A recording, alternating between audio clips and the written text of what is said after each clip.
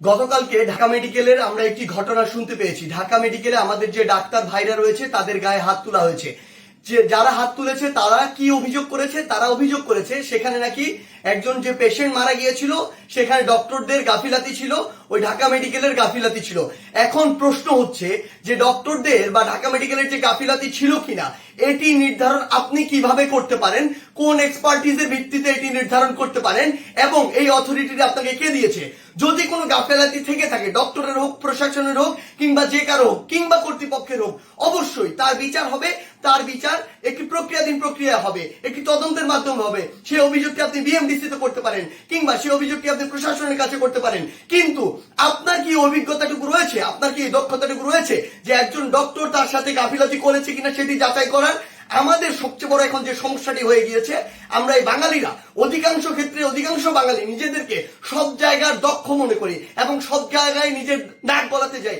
আপনি আমাকে একটি জিনিস বলুন, যে ডাক্তার 5 বছর ধরে এমবিবিএস পাস করলো, 1 বছর ইন্টার্ন করলো, এরপর বছর বছর ধরে বিভিন্ন ডিগ্রি নিল, পড়াশোনা করলো, তিনি একজন পেশেন্টকে যেভাবে ডিল করেন, তিনি পেশেন্টের ভিতরের এবং বাইরের বিষয়গুলো যেভাবে জানেন, যেভাবে ট্রিটমেন্ট করেন, আপনি কিভাবে মনে করেন আপনি সেই পড়াশোনা না করে শুধু বাইরে থেকে দেখে নিজের চোখে যা মনে হলো তা দেখে তাকে একটি নির্দিষ্ট রেজাল্ট দিয়ে দিচ্ছেন, একটি নির্দিষ্ট ব্লেম দিয়ে দিচ্ছেন? আমাদের জায়গা থেকে স্পষ্ট বার্তা, এরকম একটি ব্লেম দিয়ে আসলে যখন আপনি একজন ডক্টরের গায়ে হাত তুলেন তখন আপনি যে কাজটি করেন সেটি আমরা বৈষম্য বিরোধী ছাত্র আন্দোলন আমাদের জায়গা থেকে কোনোদিনও সমর্থন করতে পারি না।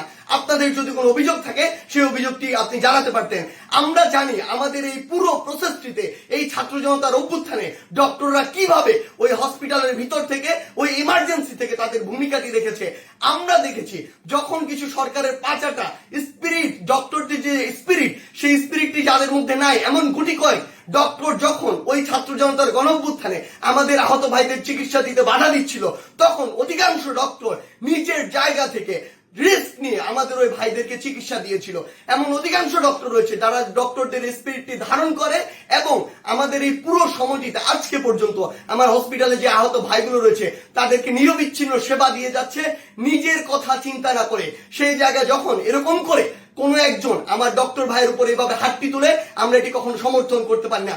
আমাদের জায়গা থেকে একদম স্পষ্ট একটি বার্তা, সেটি হচ্ছে যে আমরা প্রশাসনকে, মাননীয় স্বাস্থ্য উপদেষ্টা, ডিজি হেলথ সহ সকলকে একটি বিষয় স্পষ্ট করে বলতে চাই, আমাদের যারা মেডিকেলের ভাইরা রয়েছে, ইন্টার্ন ডক্টররা রয়েছে, কিংবা হসপিটালে যে ডক্টর ভাইরা রয়েছে, তাদের সাথে আমরা এই জায়গাটিতে একাত্মতা ঘোষণা করছি।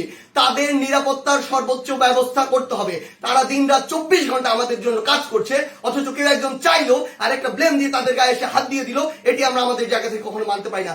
আমাদের জায়গা থেকে একটি স্পষ্ট বার্তা হচ্ছে তাদের এই নিরাপত্তার ব্যবস্থাটি করতে হবে। এবং গতকালকে ঢাকা মেডিকেলে যদি ওই পেশেন্টের মৃত্যুর জন্য কোনো কর্তৃপক্ষের হোক, ডক্টর হোক গাফিলাতি থেকে থাকে, তদন্ত সাপেক্ষে তার যেমন বিচারের আওতায় তাকে আনতে হবে।